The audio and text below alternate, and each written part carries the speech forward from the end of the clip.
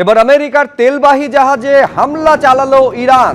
পারস্য উপসাগরের উত্তর ভাগে পাল্টা হামলা চালিয়েছে ইরান। ইরানের যুদ্ধজাহাজ ধ্বংসের পরই আমেরিকার তেলবাহী জাহাজে এবার ইরানের হামলা।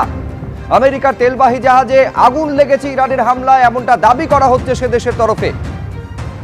ইরানের তরফে দাবি করা হচ্ছে যে হামলা ইরান চালিয়েছে আমেরিকার তেলবাহী জাহাজ লক্ষ্য করে, এই হামলায় আগুন ধরে গেছে জাহাজে।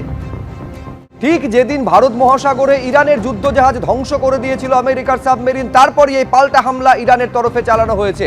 এদিকে পাল্টা শ্রীলঙ্কা এবার দ্বিতীয় যুদ্ধজাহাজ পাঠিয়েছে ইরান। শ্রীলঙ্কার উপকূলের কাছে আন্তর্জাতিক জলসীমায় ইরানের দ্বিতীয় জাহাজ দেখা গিয়েছে বলে জানাচ্ছে শ্রীলঙ্কা। শ্রীলঙ্কা জলসীমায় দ্বিতীয় যুদ্ধজাহাজ পাঠিয়েছে ইরান। ইরানের যুদ্ধজাহাজ ধ্বংসের পরদিনই শ্রীলঙ্কায় দ্বিতীয় যুদ্ধজাহাজ ইরান পাঠিয়েছে। সংসদে শ্রীলঙ্কার মন্ত্রী এই কথা জানাচ্ছেন।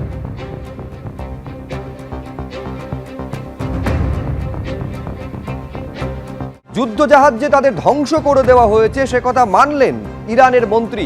ইরানের উপকূল থেকে 2000 মাইল দূরে আমেরিকা স্বৈরাচার চালিয়েছে আক্রমণ। ইরানের জাতীয় নৌসেনার অতিথি ফ্রিগেট ডেনার উপরে হামলা, ছিলেন সে সময় 130 জন নাবিক। আন্তর্জাতিক জলসীমার মধ্যে আগাম সতর্কতা না জারি করেই এই হামলা চালানো হয়েছে, এই বলে আক্রমণ শানিয়েছে ইরান। এই হামলার জন্য পস্তাতে হবে আমেরিকাকে, হুঁশিয়ারি ইরানের মন্ত্রীর। এবার ডুমসডে মিসাইল নামে নতুন পারমাণবিক অস্ত্র বহনে সক্ষম ক্ষেপণাস্ত্র পরীক্ষা করলো আমেরিকা। ইরানের ওপর চাপ বাড়ালো তারা। আমেরিকার বিমান বাহিনীর গ্লোবাল স্ট্রাইক কমান্ড পরীক্ষা চালালো ডুমসডে মিসাইলের। ঘন্টায় 28,000 কিলোমিটার বেগে উড়ে গিয়ে 6,700 থেকে 13,000 কিলোমিটার দূরত্বে নির্ভুল আঘাত হানতে সক্ষম এই Doomsday missile. This launch, designated GT-255, was scheduled years ago and is not in response to world events. It is a key component of a data-driven program that has been in place for decades, involving over 300 similar tests designed to validate the performance of the weapon system. The data collected from these routine tests is essential for ongoing and future force development. Today's test launch used a randomly selected intercontinental ballistic missile pulled from Minot Air Force Base, North Dakota.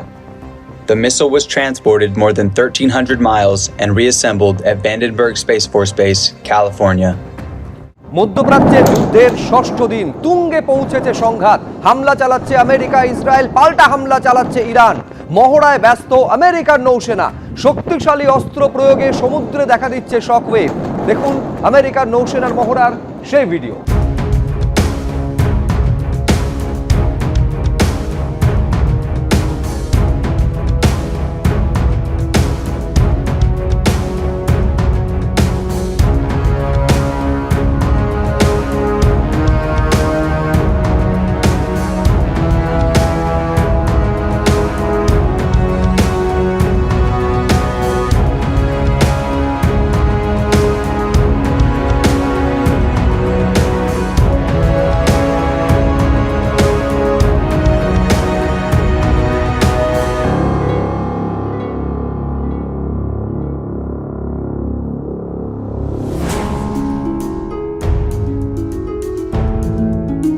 ABP আনন্দ, এগিয়ে থাকে, এগিয়ে রাখে।